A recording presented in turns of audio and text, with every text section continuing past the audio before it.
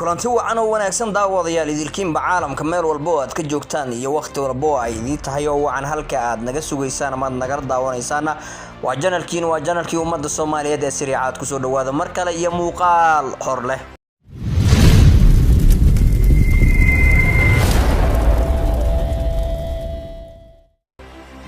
aad baad ugu maasantahay la jooga garab istaagaaga dhiiranaantaada iyo intaba haddii aad fadlan channelka ku cusub tahay xoog maahan waa xushmad channelka subscribe saarkan baleekana furo si aad mar walba u hesho muuqaaladii ugu dambeeyay aan soo galino adigoo ka sheekeyn karo yaa lagaaga sheekeyn channelka haddii aad hore nooga mid ahayd aad baad u mahadsantahay inta dib nooga soo biirtay idinkana aad baad u mahadsantihiin tixgelin sharaf qiimo iyo intaba waan idin haynaa oo madaxa ayaad inoo saarantihiin maanta waxaan run ahaantii idin hayaa suldaankii geyiga waa suldaan Seeraar iyo fanaanadii qarniga lushay masraxyada Soomaalida oo runtii ilaa iyo magaalada Nairobi oo ay iminkan iyo xilliyo hore ee la soo dhaafaba ay ku sugnayd gilgishay waa tuma waa boqoradii Kinjama oo run ahaantii si lamaan ah hees ku soo wado markii aan ta idin idhaahdo waxa laga yaabaa inta badan dadka in ay dhagta u dhigaan oo ay dhahaan maxaa dhacay oo maanta kalifay in ay Kinjama iyo fanaanka qarniga ee suldaan Seeraar ee soo wada heesaan run ahaantii aad ayay u adagta oo inta badan heesaha lamaanka ah ama lamaanada ah ama lamaano lagu qaado suldaan Seeraar loogama baran sida caadiyan ama sida caadiga ah oo aan wada ognahay marka taa darteed ayaa waxa ay dadka tacajab ula noqon doontaa markii ay maqlaan ama ay arkaan hees lamaan oo ku yahay fanaanad kale marka uu la qaadayo aad bay ula yaabayaan runtii laakiin wax la yaabo maahan adduunyada waxaan la arkaynin malahan suldaankii geyiga tolow maxaa soo jiitay maxaa sanadkan kalifay ama sanadkan 21ka maxaa kalifay oo yacni u horseeday in uu hees lamaan ah ama ay qof dumar ay la qaadayso in uu soo qaaday runtii waxa laga yaabaa inaad tiraahdid intaas oo dhan ama waxa wadid oo dhan waa sheeko ama waxa laga yaabaa inaysan waxba ka jirin iyo waxyaabo la mid ah haddaba waxaan idin hayaa cadeynta in ay heesta soo socoto markii aan daawano oo aan ka soo wada bogano ayaan waxaan gelin karnaa falanqayn iyo waxa ay nala tahay iyo sida ay u macaan tahay markii ay dadka wada jir amaba si guud heesta loo wada qaaday bal ayaanan hadal idinku daalin ee daawasho wacan ugu faraxsanahay gabadha aan leeyahay waa Kinjama iyo fanaankayga aan jeclahay suldaan Seeraar oo hees kala qaadi doona caawa kiinay Nairobi ka waran adeero inta aad iyo aad mahadsantahay sida quruxda badan aad noogu soo dhaweysay studio-gaaga thank you adeer aad noo salaamaya shacabkaaga Nairobi lagu sheekeyn karo waa kala kacsanahay wax kala ma karitaan waa soo daawateen oo runtii labada fanaan waa ay ku balansan yihiin heestaasi runtii waxaan rajaynayaa in ay iyaga noqdaan lamaan cusub ama fanaaniin cusub oo isfahamta sida aan hore uga soo warhaynay inay jirtay fanaaniinta in ay aad isugu sii fahmayaan oo meeshii ay markii hore ay kala faqoqnaan jireen ama ay kala qoqobnaan jireen maanta aad dareemi karaysa in ay meel qura iskugu imaanayaan oo ay hal meel wada saaranayaan focuska si ay guusha iyo horumarka ay higsanayaan ama ay ka doonayaan inay fanka ay ka gaaraan ay u gaaraan marka taasi waxa jirtay fanaaniin badan oo ku daysho mudan oo runtii ixtiraam iyo sharaf intaba aan u hayno aan leenahay waxaad sameyseen midoob cusub oo qurux badan iyagana waxaan rajaynayaa in ay noqdaan fanaaniin isku fahma fanka runtii suldaan Seeraar waa fanaan ay aad u jecel yihiin dadka Soomaaliyeed waa fanaan afgaaban waa fanaan inta badan aan social media dhex oolin ama aan lagu arag halka ay Kinjama qudheeda ay tahay fanaanada qura ee iyadana aanan lagu arag xaggan iyo social media ama aanan ku badnayn iyadoo program ku jirto ama hees ku jirto inta in la arka mooyaane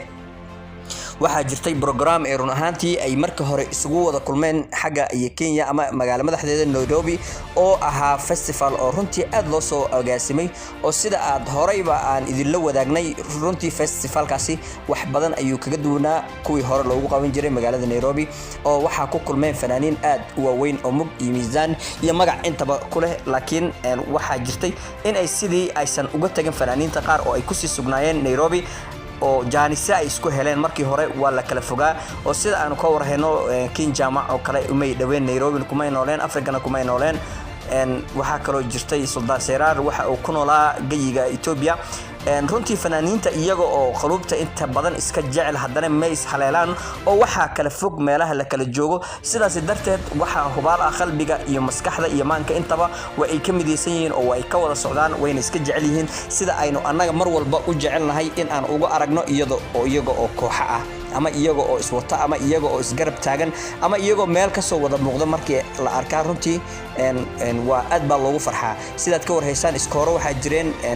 najma nashaad iyo qolo kale oo ay wadatay ay ka dhigtay magaalada muqdisho taasina waxa u sabab ahayd sida aad ka wada warhaysaan in ay koox ahaan ay ahaayeen markaasi ama in iswadato ay ahaayeen dadkana maanta waxaad moodaaba inay aad u soo fahmayaan isfahamkeen oo qurux weyn ay ku jirto sidaas darteedna waxaanu leenahay aan mar walbana aanu taageeraynaa runtii in ay fanaaniinta ay yihiin kuwa midooba iyo kuwa ishaysta oo mar walba isgarab taagan istaakuleeya isgarab istaaga koodii markaasi aanan ahaynin itaal badanna ay u gargaaraan ayaan rajaynaynaa waayo waxa ay ku qurux badan tahay mar walba inay dadka ay iska soo garab muuqdaan oo istaakulayaan oo isriixaan nolosha runtii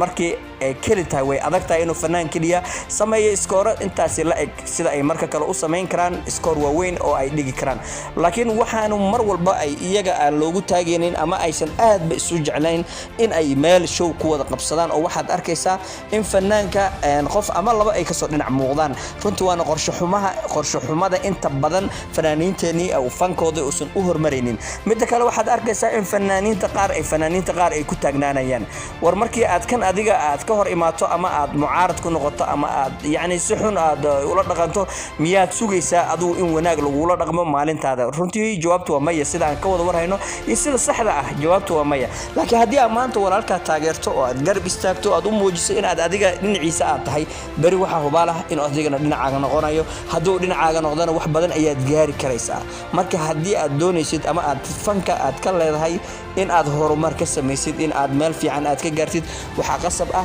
qofka adiga kula shaqada ah in aad mar walba garab taagnaatid si adigana oo ku garab istaago oo sida aad isku garab istaagtaan ayaad guulo u gaaraysaan qof kasta waxaan leeyahay oo Soomaali ah waxaad isku daydaa intaad wax xasdi lahayd in aad wax hagaajiso si adigana ay sumcad kugu noqoto beritoolana aad u noqoto qof runtii lagu dhiirada ama qof sumcad kaga dhaxbaxa bulshada ama inta uu fanka ku jiro runtii noqdo qof looga ayo waxaan leenahay labadan fanaan ee maanta heestooda aan ka wada hadlaynay ay sugayna heestooda in ay soo baxdo oo ay lamaan ku soo baxdo ayaan waxaan leenahay guuleysta hore u socdo waxaan rajaynaynaa heestiina inay noqoto mid taariikh runtii gasha ama Soomaalida xaggooda mid taariikh ka gasha inay noqoto ayaan rajaynaynaa hadii Ilaahay idmo waxaan kale oo aan idin hayaa hadii ay ku faraxsan tahay in fanaaniinta sidan oo kale ay u noqdaan dad is haysto commentiga ayaad nagula wadaagi doontaa hadii aadan fikirkeena ka helina isla commentiga ayaad nagula wadaagi doontaa oo aad baad ugu mahadsantahay daawashada adiga qiimaha iyo waqtiga aad nagelisayna waan kaaga mahadcelinaynaa inta aan fiidiyogani ama mid la mid ah ama mid ka duwan aan ku kulmi doonana waxaan idinkaga sii tagayaa idinka oo isku duuban fi amaanillah iyo is arag dambe oo xiiso badan